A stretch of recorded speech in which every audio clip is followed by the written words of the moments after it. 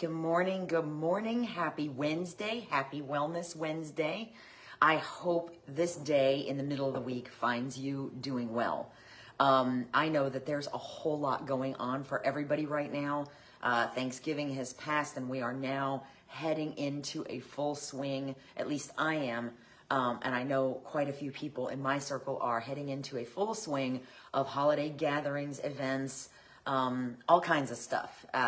And we're trying to do all of the things right now, and that can lead to and assist with some feelings of depression if it's not something you're already feeling for another reason, which is entirely possible, because there are a lot of different levels and states of depression that also are already existing and get worse this time of year for varied reasons. But then there are others who are recovered, and recover is a very loose term, because I can tell you from personal experience that recovering from depression is a daily practice. It's not, it's like a recovering alcoholic. You're still always an alcoholic, and it still always takes practice and work and effort to stay away from those things that are not good for us. And the same goes with depression. Those negative thoughts. Good morning, Carla. How are you? Good morning, Danielle. Those negative thoughts and negative patterns tend to creep up on us even when we think we've got them under control. So don't ever misunderstand me if I say recovering depression or recovered, because that's always going to be in air quotes for me, because it is a daily effort and daily journey. However, at this time of year, some people who think they've got it under control feel it more. Others who don't usually experience symptoms of depression sometimes feel those this time of year. And there can be several reasons for that. And my list is just a tiny one. Generalized stress. This time of year, we feel like we have way more responsibility. There's a lot more social interactions, like I just said. And we have and make less time to relax and recharge, which is often what's necessary to help keep some of that at bay. Physical and mental fatigue comes along with that. It's listed for me separately on my notes, but it's usually a direct byproduct of the first thing I spoke of, which was the generalized stress. There's a lot of perceived obligations this time of year. And for those of us that tend to perceive that everybody relies on us a lot anyway, that tends to be a big extra pressure this time of year. We feel obligations. I can think of an example of not the first Christmas after my divorce. I looked at the Christmas tree and I looked at the stack of presents under the tree, and it didn't look the same as when I was married. Well, because there was only one person putting presents under the tree instead of two, right? But in my mind, I had this perception that the pile needed to be a certain size. And it was the source of great stress for me when I just wasn't perceiving it correctly. It was that simple. But to me, it needed to look like this, whatever was inside my little box. And it didn't, and that was an issue for me. So I think that happens to a lot of people, and they don't realize it until somebody says it or until the light bulb goes on at some point. Financial stress is related to that, these perceived obligations of having to spend more, of having to be a lot of places at the same time.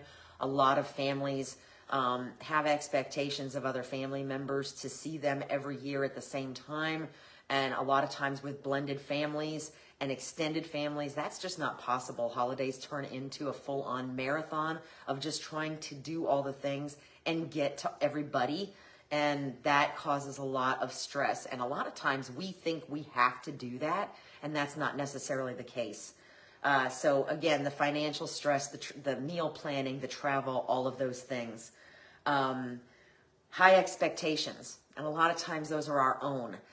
We watch Hallmark movies and we watch all these Christmas things, and we have an expectation that that's what our holiday or our Christmas should look like, or our Thanksgiving. And that's not always the case, because remember, just like a lot of the things that we see on social media, those things are a picture that is not necessarily a reflection of reality. Those are the highlight reels, if you will.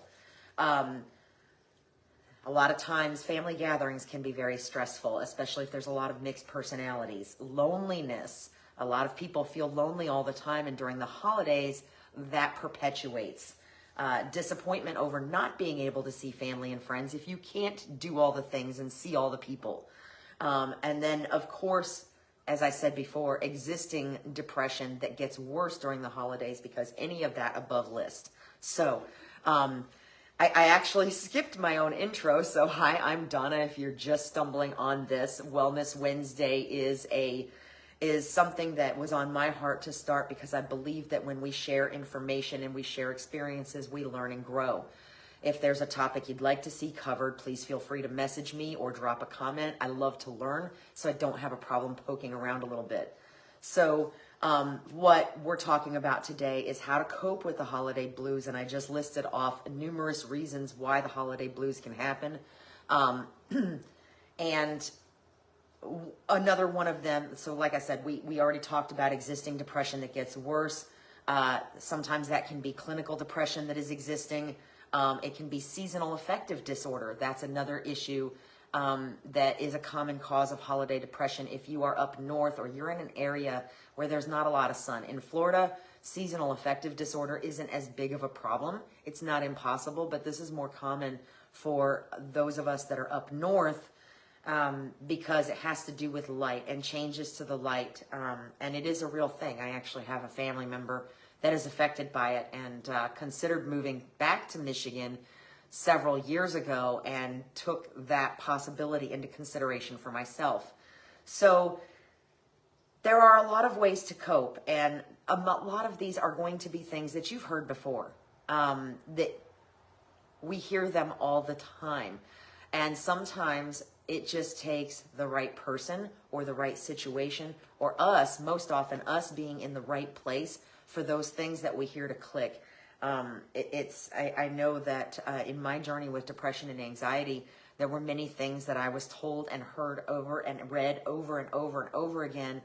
And when it finally clicked, it just did. And it seemed like it happened overnight, even though I know it was years and years of work and introspection to make it happen. So if you've heard these tips before, try not to roll your eyes because it's probably not anything you don't already know, but repetition is the key. And the more you hear it and the more you say it to yourself, the more successful you're going to be in coping with holiday blues, mild depression, and so on.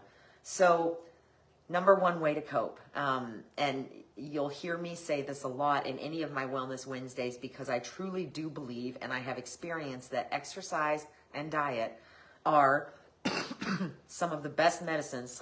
Morning humidity, exercise and diet are truly some of the best medicines out there that we can do for ourselves without a doctor. Getting up and moving, especially if you're dealing with seasonal affective disorder, getting outside and getting that light that you need, that vitamin D, that sunlight, that is extremely important to helping cope with depression. Sometimes even if it just means sitting out on your back porch for 15 minutes with all your limbs and arms exposed without sunscreen, the horror, but 15 minutes isn't going to do any damage. It has the potential to do a ton of good in helping your body to produce certain things that are going to help you feel more well. So exercise. If you can't work out, you don't work out, go for a walk. I just had a conversation with a friend recently where they are struggling, and I recommended try to get out there a minimum of 3 days a week for a 30-minute walk. Because I know that even in my most foul times when I wasn't working out and couldn't bring myself to work out, sometimes just getting up and going for a walk for 20 or 30 minutes was enough to change my attitude and change my energy levels and my perspective. So exercise and diet are always going to be a key when it comes to dealing with depression, anxiety, reduced energy levels, all of the things, because they truly are the right foods. And regular activity are truly some of the best medicines we can get. Eating clean, as clean as you can. This is a tough time of year. I've said in a couple of previous Wellness Wednesdays, the eating season is upon us. Everything we do is centered around food for the most part this time of year. Candy, Christmas goodies, cookies, mixers and events that involve dinners and appetizers and all of the things. And you can do all of the things, but be mindful that those situations can turn into continued bad eating throughout the day, every day, for the entire season. And that is going to have an effect on your mentality and your attitude, your energy levels. So if you are going to do all the things, all of the mixers, all of the events, all of the goodies, try when you are at home and in control of your diet to eat as well as you can. Try to get the vegetables and the fruits and the lean proteins and stay away from the refined and processed things that you're probably going to get more than you need of when you're out at those gatherings. Good morning, Beth. That's extremely important. And I think that for me, I didn't realize how important it was until I ate clean for a while and then fell off that wagon and then started eating clean again. Sometimes it takes a whole cycle through for you to truly see, good morning, Judy, for you to truly see that how much of an effect your diet can truly have on your body and your mentality. So if you find yourself feeling like a slug and that's part of your depression during the holiday season, be mindful of what you're eating. Make sure you're not starving yourself all day because of a gathering that evening that you want to save room for. Take advantage of that time during the day to eat the better things to get your body the nutrition you need, so that it can better counter the effects of the bad food that you're indulging in later. Okay, so number 2 way to cope. Say no. Set your boundaries. It is really important when you are starting to feel depressed, you're starting to feel overwhelmed, that you acknowledge and try to recognize what it is that's causing you to feel like that. Now, I talked a little bit ago about perceived obligations, feeling like you have to do these things. It's a good idea to really sit down and take a look and determine, is this something that you have to do because you promised somebody you would? Or is it something you have to do because you decided in your mind that you have to do it and that's your responsibility? Because that's an important distinction, and we all have our limits. It is okay to say, no, I'm sorry, I can't do that. It's okay to say, no, I don't have time to cook something. I'll pick something up to bring. It is okay to say, no, I can't go to 3 different houses on Christmas Day because it's just too much and we won't be able to enjoy our Christmas, and we're going to be foul, and that means you're not going to enjoy your Christmas with us either. It is okay to set those boundaries. Christmas is a day on the calendar as far as the rest of the world is concerned, but for you, Christmas is whatever you make it. It is a feeling, it is a belief, it is whatever it is that you make it, and that can be done any day of the week. Just keep that in mind. So it is okay to say no. It is okay to set boundaries. If you have people in your world that are excessively demanding of you, whether they're family or not, sometimes you have to push back and say, I can't do that, or I'm busy, let me get back to you later, and take the time you need to set that boundary and draw that line in the sand. All right, so number 3, and I'm kind of undecided on whether this should be 3 or 4. Volunteer. Volunteer service in your community, service around you is really, really important. And I've talked about this before in our gratitude discussion, because volunteering gives you meaning and purpose, and you can volunteer a number of ways. And sometimes this can be as simple as shopping for an angel. Everywhere you go, there's angel trees, there's foster children, there's nursing home residents, there's people that need help, that don't have families around to help them, or are in a worse financial situation than you may be. And if you can help gather those things for them, gather things they need, that may give you a feeling of purpose that will help to keep those feelings of depression at bay or possibly even override them. It helps you to develop empathy towards others if you don't already have it. Some of our problems is that we have a little bit too much and we tend to absorb a lot of other people's energy. But if you're that type of person, helping will make you feel like you matter, and it will make you feel like you have a purpose, and it will actually help with that. It contributes to society. It creates social connectedness. It makes you feel like you're part of something bigger than yourself. So I definitely recommend, if you have the opportunity. I know I just saw that Brandon Bank here locally in my county is looking for volunteers to help with a breakfast for Santa. Many of the nursing homes are probably looking for people to help. You might be able to go read to somebody in a nursing home. You might be able to shop for a foster child or help with Toys for Tots, organizing things. There's a lot of different things, especially this time of year, that you can do to serve your community. And it kind of helps to take, the biggest thing about depression is taking the focus off of yourself and turning it outwards. That really truly helps to just sometimes put your own things that you're feeling in a better, what's the word? I can't make words today. In a better light, and helps you develop a better perspective. Self-imposed anxiety. Yes, the ghost of past self-expectation.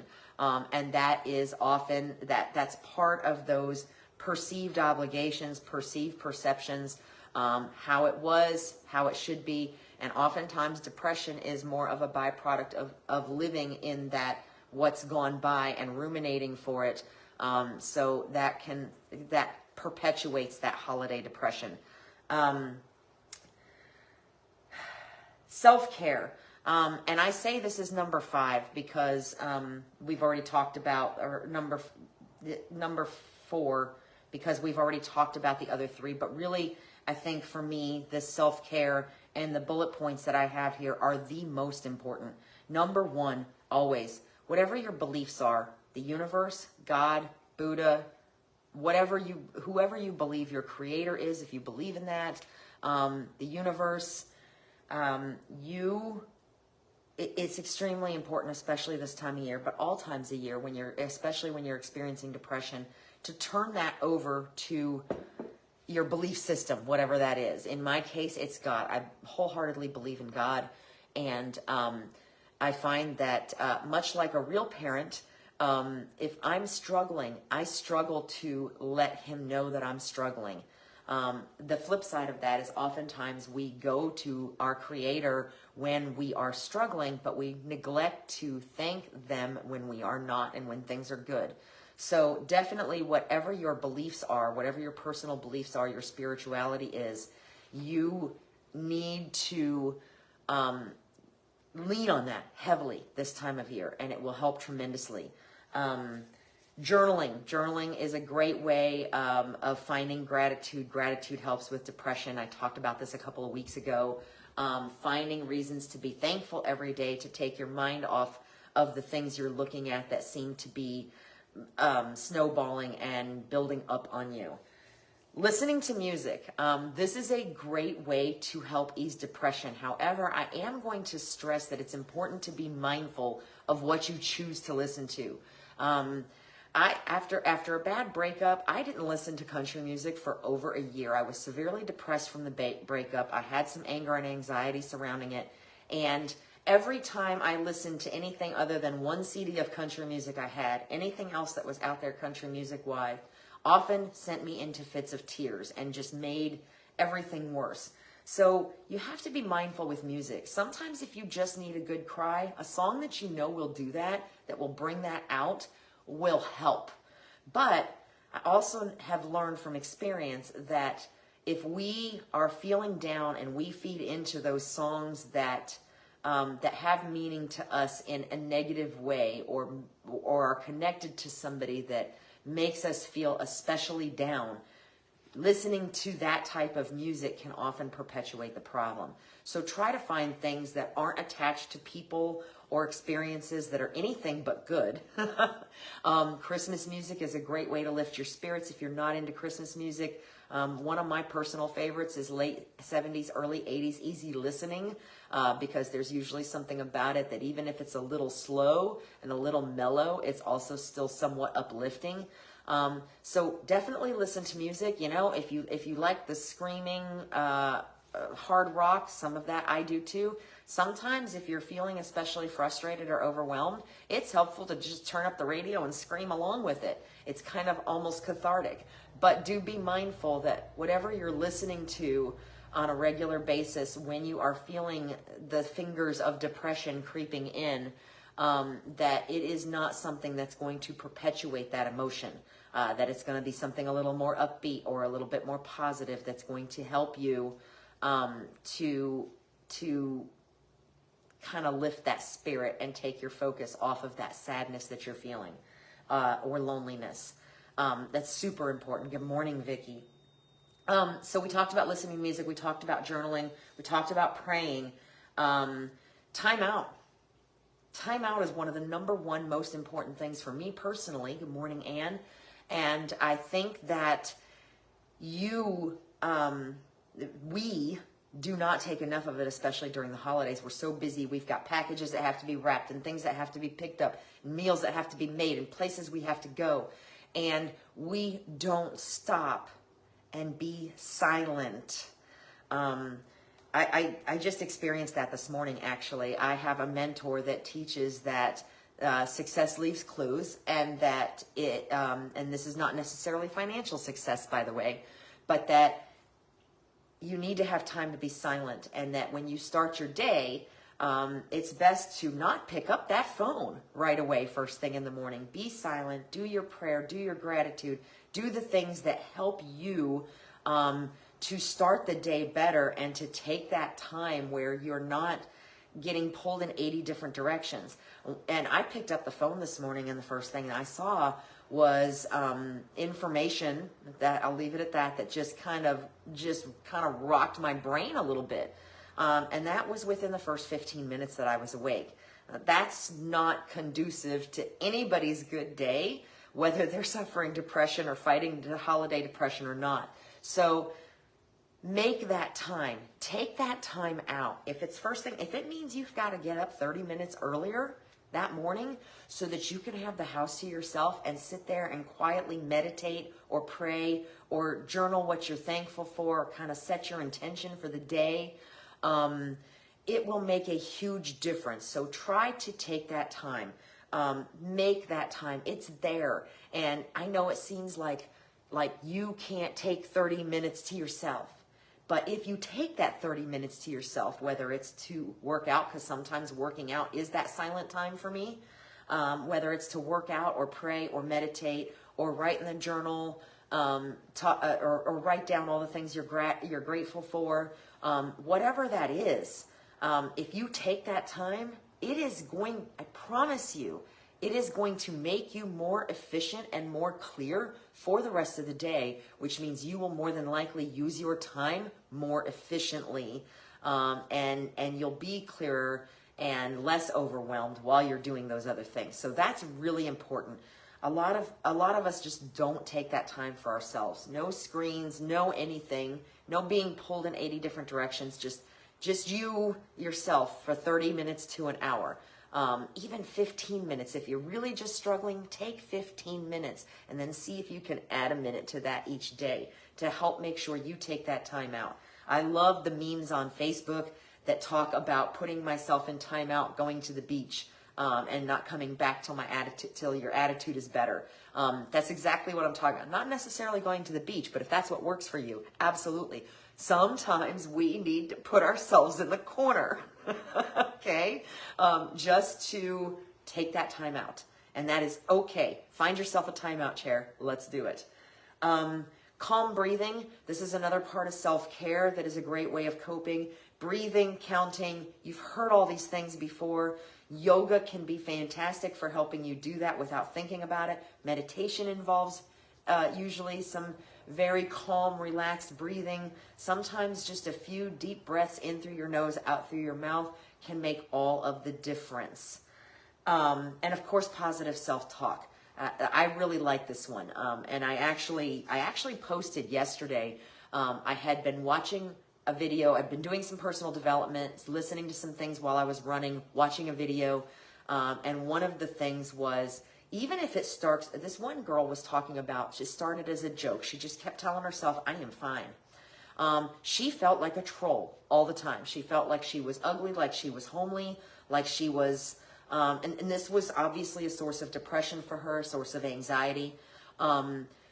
As a joke, in a conversation, she started just telling herself all the time in the mirror, when she got up in the morning, I am fine.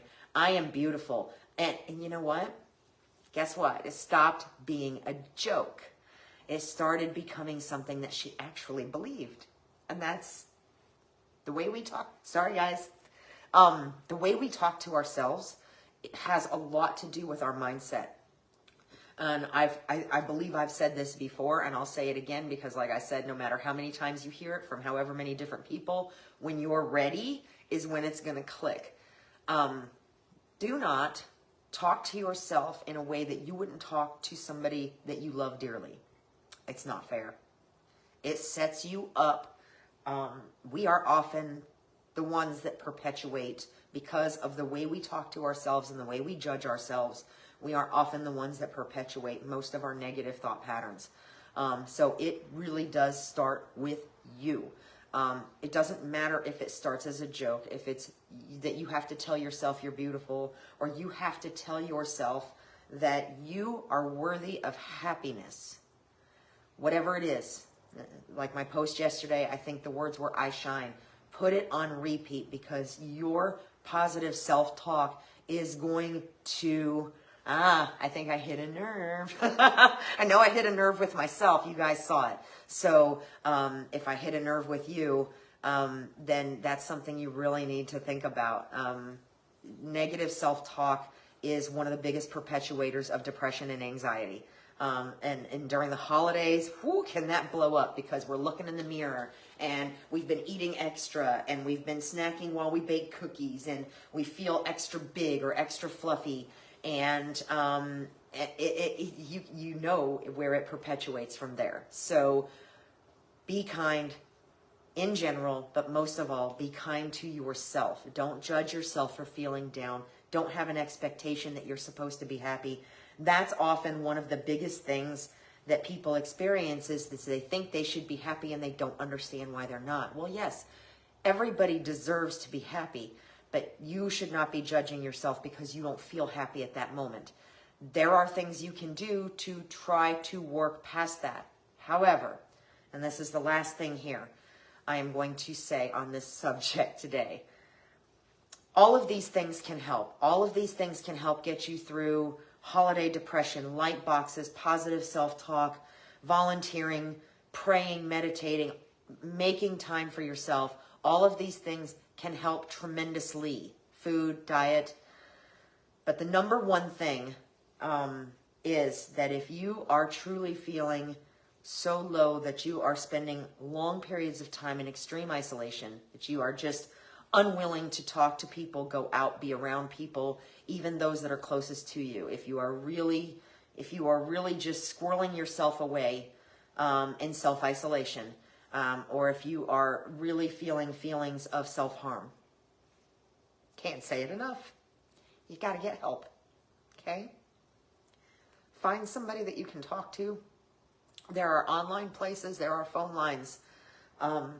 If you are that far into the dark, that getting out and going for a walk, fixing your diet, praying, that those things are not helping, and you are actually considering doing any kind of harm to yourself, then you must make the phone call. Find some help. Find a loved one that you trust to talk to, friend, family member, stranger on the street. And I say that because some people can't talk to friends or family members. They just can't bring themselves to do it.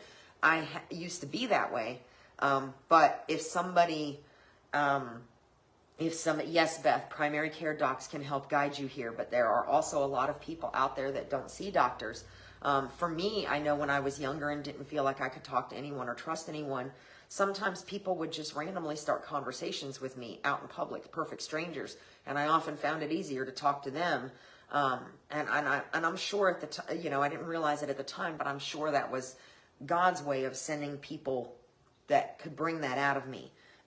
But it is extremely important. You know, all of these things are wonderful, and I absolutely believe in everything I've talked about today to help keep that depression at bay and to help get through holiday depression, regular depression, situational, light therapy boxes for seasonal depression, all of that. But the truth of the matter is that if you have clinical depression, if your holiday blues are just a little bit more than feeling sad for a couple hours a day or whatever the case may be, if you are considering self-harm, if you have reached a point where you are not taking care of yourself at all, if you're failing to eat, if you're you're not bathing, things like that, that's a time to seek help. If you just really truly feel that you're in the dark and there's nobody that can help you, please make that phone call. Call those hotlines.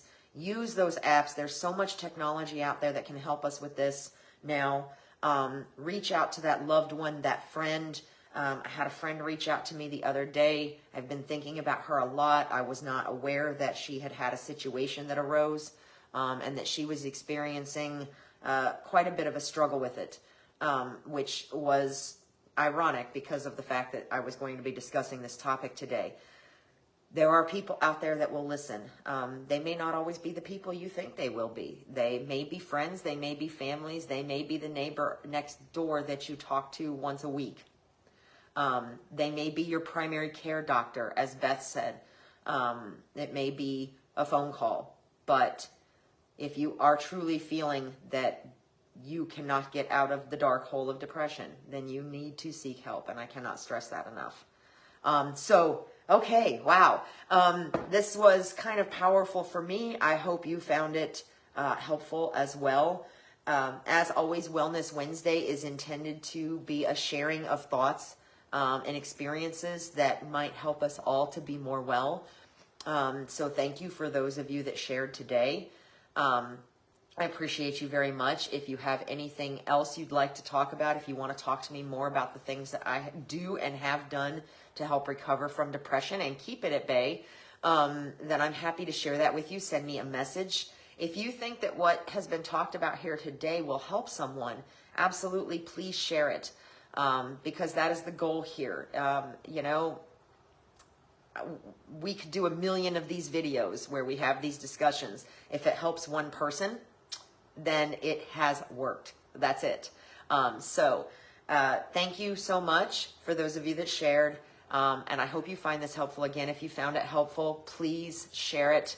If you have other topics you'd like me to cover, there's going to be probably a little bit more like this as we get further into the holiday season, because depression and anxiety often go hand in hand, and where one goes up, the other comes down. And a couple of other things that topics that people have talked to me about that I may be bringing up in the very near future. But the most important thing is to be as well as you can and to not judge yourself if you're struggling. So thank you so much. Again, if you have topics you'd like me to cover, send me a message. If you'd like to know more about what I've talked about, some of these lists, some of the things that I looked up to kind of refresh my memory before I got started today, then please feel free to reach out to me, and be well, and I'll see you next Wednesday. Bye.